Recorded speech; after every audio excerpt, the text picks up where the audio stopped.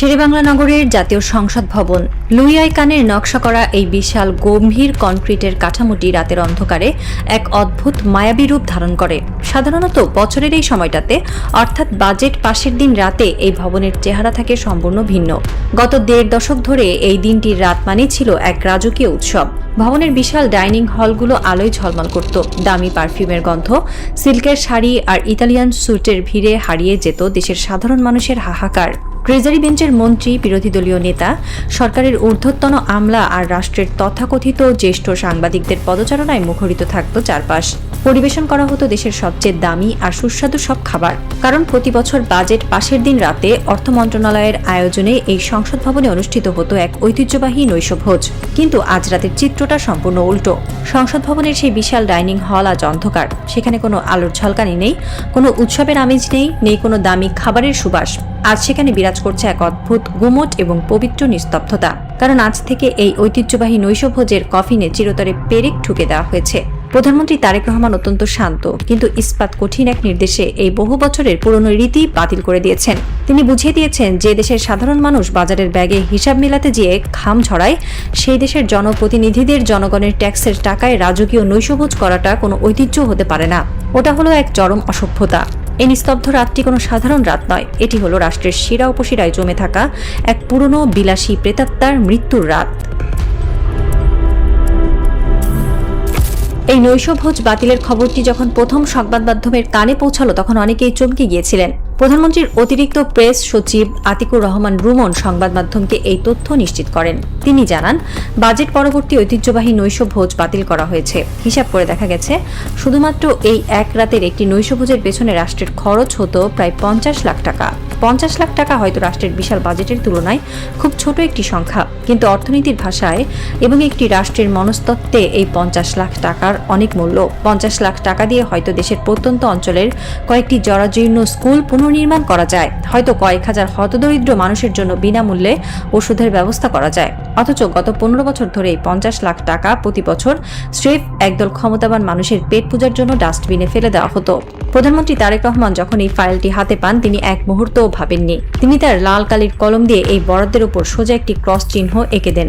এই একটি লাল কালির আঁচড় প্রমাণ করে দেয় রাষ্ট্রের সর্বোচ্চ চেয়ারে আজ এমন একজন বসেছেন যিনি ক্ষমতার দম্ভে নয় বরং রাষ্ট্রের প্রতি গভীর মায়া আর দায়িত্ববোধ নিয়ে কাজ করছেন। এই ৫০ লাখ টাকার নৈশভোজ বাতিল হয়তো একটি ছোট উদাহরণ, কিন্তু যখন আমরা বিগত স্বৈরাচারী এবং ফ্যাসিস্ট সরকারের আপ্যায়ন বা বিলাসের খাতাটা খুলব তখন যে কোনো সুস্থ মানুষের রক্ত টকবক করে ফুটতে বাধ্য। অতিরিক্ত প্রেস সচিব আতিকুর রহমান রুমন যখন বিগত সরকারের আমলের খরচের হিসাব সাংবাদিকদের সামনে তুলে ধরলেন তখন মনে হলো যেন আলিবাবার গুহার কোনো লুটপাটের গল্প শোনাচ্ছেন।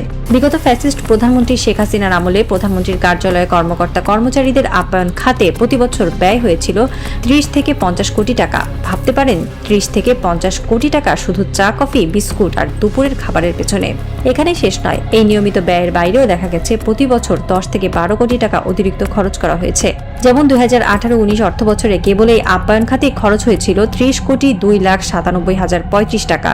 এই বিপুল অঙ্কের টাকা দিয়ে তারা কি খেয়েছেন আর কাদের খাইয়েছেন তার কোনো সদুত্তর নেই। কিন্তু এর চেয়েও ভয়ঙ্কর এবং লজ্জাজনক একটি তথ্য বেরিয়ে এসেছে। বাংলাদেশ পর্যটন কর্পোরেশন প্রধানমন্ত্রীর কার্যালয়ের এই কর্মকর্তা কর্মচারীদের খাবার সরবরাহ করত, কিন্তু বিগত স্বৈরাচারী সরকার তাদের এই বিশাল ভোগের পর পর্যটন কর্পোরেশনের বিলটুকুও পরিশোধ করেনি। রাষ্ট্রের সর্বোচ্চ কার্যালয়ে খাবার খেয়ে বিল না দিয়ে পালিয়ে গেছে। সেই বিশাল অঙ্কের বকেয়া টাকা এখনও পরিশোধ করা হয়নি। আর আজ বর্তমান সরকারকে সেই লুটপাটের দায়ভার কাঁধে নিয়ে পর্যটন কর্পোরেশনকে পর্যায়ক্রমে সেই বকেয়া টাকা পরিশোধ করতে হচ্ছে। যারা কথায় কথায় উন্নয়নের ফানুস ওড়াতো, যারা নিজেদের বিশ্ব নেতা দাবি করত, তারা আসলে কতটা দেউলিয়া আর অসভ্য ছিল এই একটি ঘটনাই তার সবচেয়ে বড় প্রমাণ। রাজনীতিতে পরিবর্তন শুধু বড় বড় ভাষণে আসে না, পরিবর্তন আসে প্রতিদিনের ছোট ছোট অভ্যাসে। তারেক রহমান যখন প্রধানমন্ত্রীর দায়িত্ব গ্রহণ করলেন তখন তিনি শুধু একটি চেয়ারেই বসেননি, তিনি রাষ্ট্রের পুরো কালচার বা সংস্কৃতিটাকেই পাল্টে ফেলার মিশনে নেমেছেন। তার কার্যালয়ে এখন কোনো রাজকীয় খাবারের আয়োজন নেই। প্রধানমন্ত্রীর দপ্তরে প্রতি ওয়ার্কিং ডে বা কার্যদিবসে দুপুরের বেলায় যে খাবার দেওয়া হয় তার প্লেট প্রতি বরাদ্দ মাত্র ১৫০ টাকা।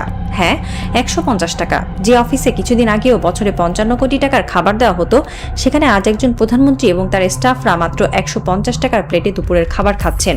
এটি কোনো লোক দেখানো স্টান্ট নয়, এটি হলো রাষ্ট্রের প্রতি মায়া, এটি হলো রাষ্ট্রের অর্থ বাঁচানোর এক অকৃত্রিম কমিটমেন্ট বা প্রতিশ্রুতি। তারেক রহমান প্রমাণ করেছেন, রাষ্ট্রের টাকা জনগণের টাকা, এই টাকা ব্যয় সাশ্রয়ী হতে হবে, যতটুকু প্রয়োজন ঠিক ততটুকু খরচ করতে হবে, এর বাইরে এক পয়সাও বিলাসিতা করা যাবে না। শুধু খাবার নয়, তারেক রহমান রাষ্ট্রের প্রতিটি স্তরে এমন সব দৃষ্টান্ত স্থাপন করে চলেছেন যা বিগত 15-17 বছরে কেউ কল্পনাও করতে পারেনি।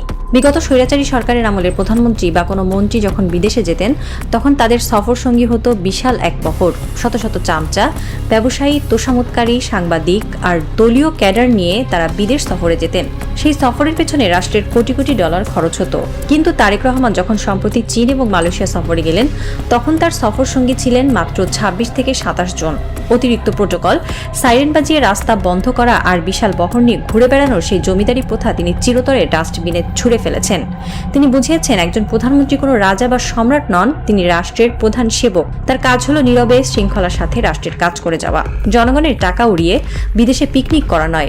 এই বিষয়গুলো হয়তো অনেক সাধারণ মানুষের চোখে পড়ছে না বা মিডিয়া হয়তো এগুলো নিয়ে খুব বেশি স্তুতি গাইছে না, কিন্তু যারা বোঝেন, যারা রাষ্ট্রের অর্থনীতি এবং মনস্তত্ত্ব নিয়ে গবেষণা করেন, তারা খুব ভালো করে বুঝতে পারছেন যে এক এক করে এই প্রধানমন্ত্রী কি অকল্পনীয় সব দৃষ্টান্ত স্থাপন করে চলেছেন।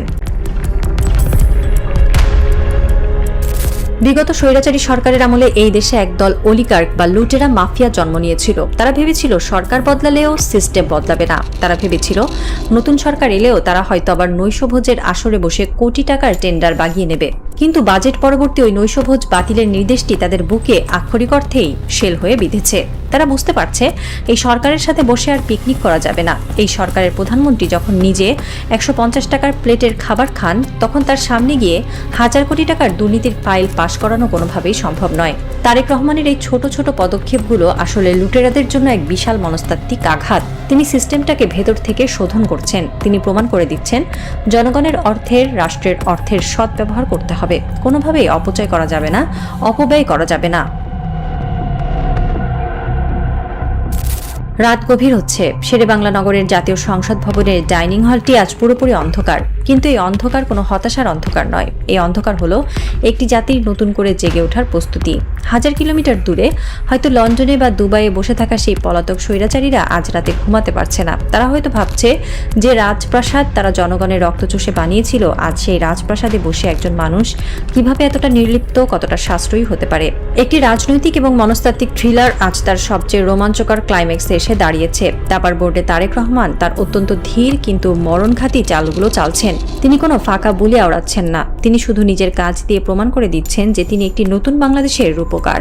দুর্নীতিবাজ আমলা, লুটেরা ব্যবসায়ী আর ফ্যাসিবাদের দোসররা এখন প্রমাদ গুনছে। তারা বুঝতে পারছে যে প্রধানমন্ত্রী নিজের প্লেটের খাবারের হিসাব কষেন, তিনি যখন রাষ্ট্রের মেগা প্রজেক্টের হিসাব কষতে বসবেন, তখন দুর্নীতিবাজদের পালানোর কোনো পথ থাকবে না। সাসপেন্স এখন তুঙ্গে। এই নৈশভোজ বাতিল হয়তো শুধু একটি ট্রেলার, আসল সিনেমা এখনো বাকি। এই নতুন রাষ্ট্রনায়কের হাত ধরে আগামী দিনগুলোতে আর কি কি চমক আসতে যাচ্ছে, লুটেরাদের সাম্রাজ্য কিভাবে তাসের ঘরের মতো ভেঙে পড়বে, অপেক্ষা কেবল আগামীকাল ভোরের। কারণ ইতিহাসের এই নতুন অধ্যায়ে বাংলাদেশ আর কোনো বিলাসী স্বৈরাচারের ব্যক্তিগত খামার বাড়ি নয়। বাংলাদেশ এখন এমন এক দুর্গ যেখানে রাষ্ট্রের প্রতিটি পয়সা জনগণের আমানত হিসেবে পাহারায় রাখা হয়েছে।